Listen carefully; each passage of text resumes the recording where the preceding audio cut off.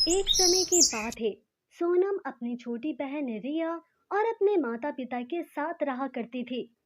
सोनम के माता पिता खेती बाड़ी किया करते थे, लेकिन एक दिन किसी एक्सीडेंट के कारण सोनम के माता पिता की मौत हो जाती है। इसी घटना से दोनों बहन को काफी सदमा लगता है, इसलिए कि उनका इस दुनिया में उनके माता पिता के सिवा कोई नहीं है। अपने माता पिता को खोने के बाद दोनों बहुत अकेली हो जाती हैं। सोनम जानती है कि वो बड़ी है और उसे अपनी छोटी बहन को संभालना है, इसीलिए वो खुद को संभालती है। कुछ दिन ऐसे ही बीत जाते हैं।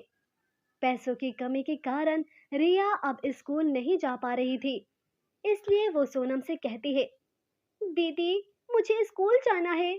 मेरी सारी दोस्त मेरा मजाक बनाती है और कहती है अगर मैं स्कूल नहीं जाऊंगी तो अनपढ़ बन जाऊंगी। मैं जानती हूँ रिया, तू स्कूल जाना चाहती है, पर मेरे पास इतने पैसे नहीं है। अब तो घर में राशन भी कम होने लगा है। कुछ ही दिनों में राशन भी खत्म हो जाएगा। इसके बाद हम कैसे रहेंगे, क्या खाएंगे? वो दोनों यही सोच रही होती है। तभी रिया कहती है, दीदी, आपको याद है एक बार आपने मेरे बर्थडे पे केक बनाया था और वो हर किसी को पसंद आया था। सबने आपके केक की खूब तारीफ की थी। हाँ, वो दिन मैं कैसे भूल सकती हूँ। उस दिन गांव के सरदार ने भी मेरे केक की तारीफ की थी। हाँ दीदी, इसीलिए मुझे लगता है कि आपको अपनी बेकरी खोल लेनी चाहिए। आप सच में बहुत अच्छा केक बनाती हो। अगर आप बेकरी खोल लोगे तो हमारी बहुत सी मुश्किल हल हो जाएगी। पर रिया, मैं जानती हूँ दीदी, अब आप पैसों की बात करोगे। देखिए, हमारे पास पैसे नहीं है तो हमारे पास ये घर तो है ना। आप जिम्मेदार को ये घर गिरवी रखवा देना। फिर जब आप बेकरी खोल लोगे और इससे जो पैसे आएंगे उससे वापस घर ले लेना। बात तो तेरी सही है। छोटी होकर भी तू कितनी समझदारी की बात करती है। Thank you my little sister. इसके बाद सोनम जिम्मेदार के घर जाती है और जिम्मेदार को घर के कागज देते हुए सारी बात बताती है। जिसके बाद जिम्मेदार कहता है, देखो सोनम, मैं तुम्हें अभी ही सारी बात बता देता हूँ।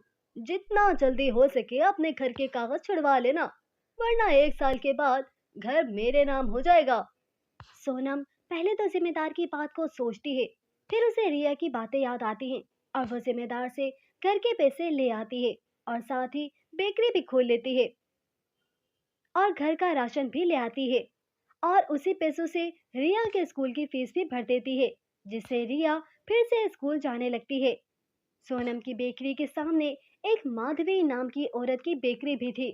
गांव में एक ही बेकरी थी, जिसकी वजह से सब वहां से सामान लिया करते थे। माधवी को सब जानते थे और बहुत से लोग उसके रेगुलर कस्टमर भी हैं। इसकी वजह से सोनम की बेकरी चल नहीं रही थी। ऐसे ही समय बीता चला गया। फिर एक दिन सोनम रिया से कहती है, रिया, मुझे तो अब डर लग रहा है। क्या सच में हमने जैसा सोचा था वैसा हो पाएगा? कहीं ऐसा ना हो कि हमें ये घर भी ना मिले। दीदी, आप चिंता मत करो। मुझे मेरी टीचर कहती है कि मेहनत करने वाले की कभी हार नहीं होती।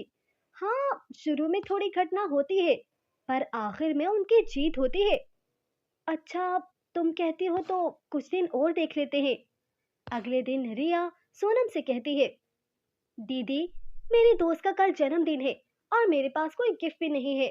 अगर आप अच्छा से केक बना दो तो मैं पार्टी में ले जाऊंगी। सोनम रिया की दोस्त के लिए केक बनाने में लग जाती है और उसे रिया को दे देती है। रिया वो केक पार्टी में ले जाती है। उसकी सभी दोस्त वो केक खाती है और उसकी तारीफ किए बिना रह नहीं पाती।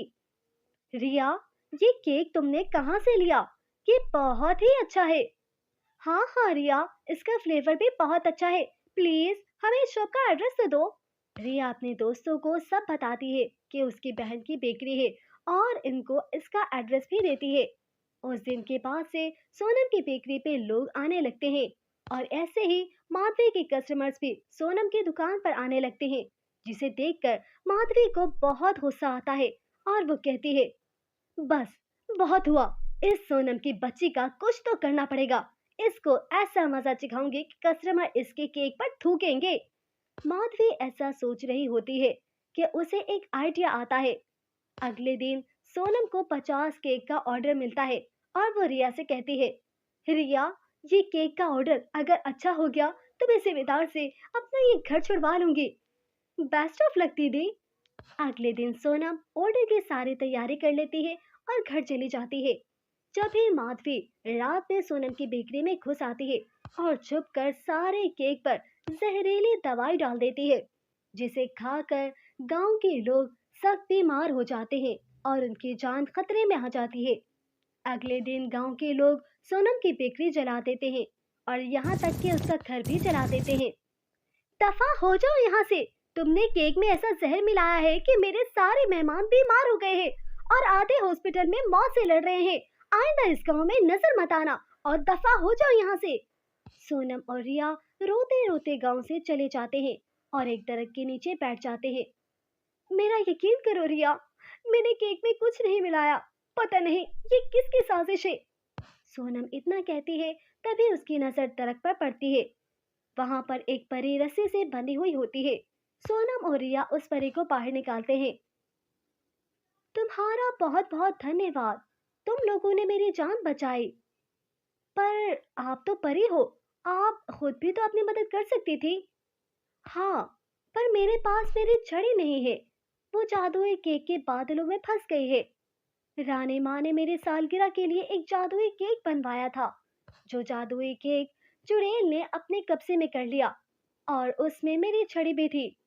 क्या तुम मेरी छड़ी उस बादलों के जादुई केक से निकालने में मेरी मदद करोगे? हाँ, वो सब तो ठीक है, पर हम बादलों में कैसे जाएंगे? इसके बाद परी बादलों तक जाने की सीढ़ी बना देती है, जिस पर चढ़कर सोनम और रिया बादलों तक पहुंच जाते हैं। पर वहां 3 जादुई केक थे। परी के जादुई केक कौन सा है इनमें? सोनम इतना कहती है, जब ही जादुई केक से आवाज आती है। मैं सोने का जादुई केक हूँ। अगर तुम मेरे अंदर आती हो तो तुम्हें बहुत सारी धन दौलत मिलेगी और मेरे अंदर खूब शान और शौकत है और नाम भी है। मैं जादुई परी का केक हूँ, जिसमें परी की छड़ी है। इसके अलावा मेरे पास कुछ नहीं। सोनम सोचने के बाद कहती है, परी ने हम पर भरोसा किया है, इसीलिए हम उसकी छड़ी लेने आए हैं। और तभी सोनम और रिया परी की छड़ी लेकर बादलों से उतर जाते हैं और परी को सारी कहानी बताते हैं। अच्छा हुआ तुम लोगों ने वो 2 केक नहीं छुए, वो चुड़ैल की साजिश थी। अगर तुम उसमें जाते तो फिर कभी वापस नहीं आ पाते। जब तुम लोग बादलों में गए थे तो मैंने तुम लोगों के बारे में सब कुछ मालूम कर लिया कि तुम लोगों के पास ना घर है और ना ही कुछ खाने को कुछ है। और मैं ये भी जानती हूँ कि तुम्हारी बेकरी पर ये सब साजिश किसने की। इसीलिए मैं तुम्हें जादुई केक देती हूँ, जिसमें जाकर तुम देख सकती हो कि ये सब कुछ किसने किया और गांव के सभी लोगों को भी दिखा सकती हो। और इससे तुम अपनी बेकरी भी बना सकती हो और यहाँ तुम्हें खाने को भी मिलेगा। सोनम वो जादुई केक ले लेती है और उसमें चली जाती है और गांव के सभी लोगों को सच्चाई दिखाती है, जिसे देखकर गांव के लोग माधवी को गांव से निकाल देते हैं और सोनम अब अपनी बड़ी सी बेकरी भी खोल लेती है और जिम्मेदार से अपना घर भी छुड़वा लेती है। और इस तरह सोनम और रिया हंसी खुशी रहने लगते हैं। दोस्तों, अगर आपको हमारी कहानी पसंद आई है तो इसे लाइक और शेयर जरूर कर दीजिएगा और अगर आप हमारे चैनल पर नए हैं तो इसे सब्सक्राइब करना मत भूलिएगा।